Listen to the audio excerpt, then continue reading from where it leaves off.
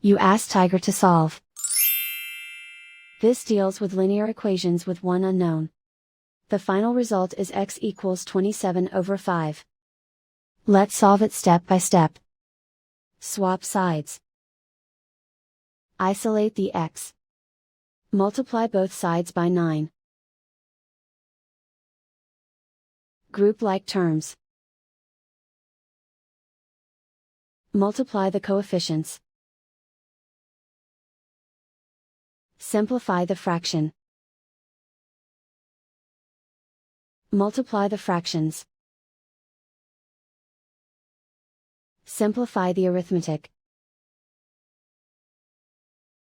And so the final result is x equals 27 over 5.